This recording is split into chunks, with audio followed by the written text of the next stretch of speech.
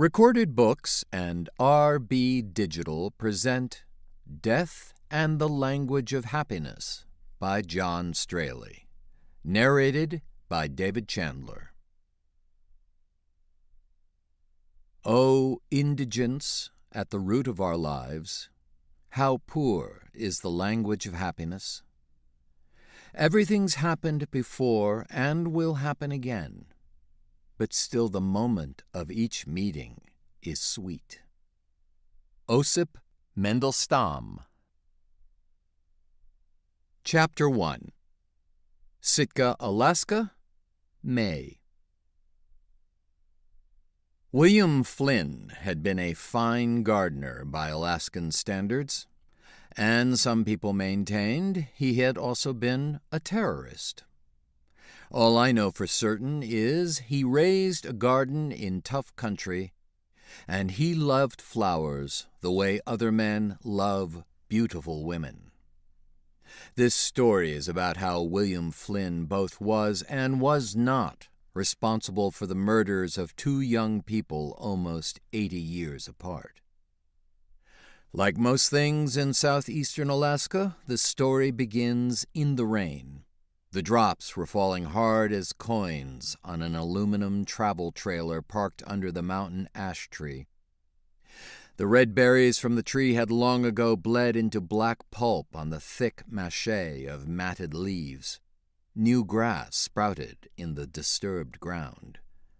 There was an abandoned pickup truck sinking into the spring mud next to the trailer, and a raven on the handlebars of a spilled red bicycle. I could put most of it together from the reports. She had walked from the trailer to the liquor store, and there had asked to borrow cleaning buckets and brushes. She drank deeply from the plastic liter of vodka. Then she rented a room in the cheapest hotel and washed the tub. She scrubbed the porcelain and the grout, the fixtures and the tile above the bath.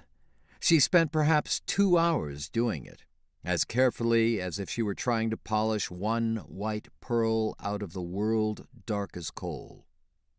Then she took off her clothes and laid them neatly on a plastic bag and put the .22 pistol on the closed toilet lid.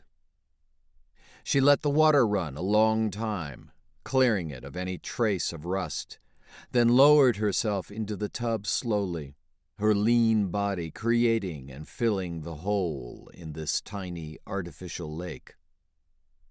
Her black hair floated like a kelp bed, and her breasts lifted free, the redness of her brassiere still etched on her skin.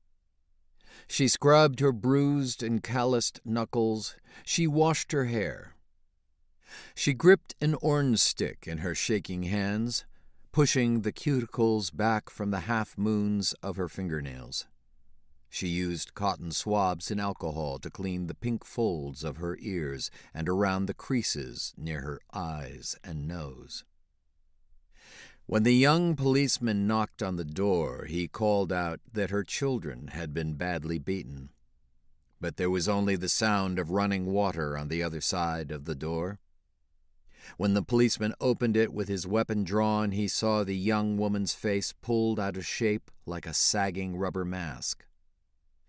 The back of her skull had been blown out by the exit wound from a large-caliber slug. The bath water was running across the floor. The loaded and unfired .22 pistol was lying on the tile under the toilet. The young cop vomited in the corner near the old radiator as the tub continued to overflow. The foamy water ran across the tile and over the door jamb. Eventually, the salesman in the room below called down to the desk, alarmed that blood was dripping from the light fixture in his ceiling. Later, the police found the gun used to kill the young woman in William Flynn's room in the retirement home. They questioned Flynn about Angela Ramirez's murder, but didn't hold him.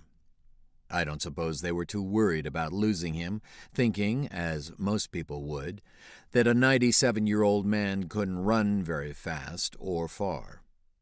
The DAs would have time to poke around and make their charging decisions later. I was organizing a birthday party for my roommate when both my lawyer and my psychiatrist called. "Hey, Cecil, are you busy?" Dickie Stein's voice echoed over the line as if he were in the bottom of a well. "Take me off." To keep listening to this audiobook, I've left you a link in the description so you can do it at no cost thanks to Audible's 30-day free trial.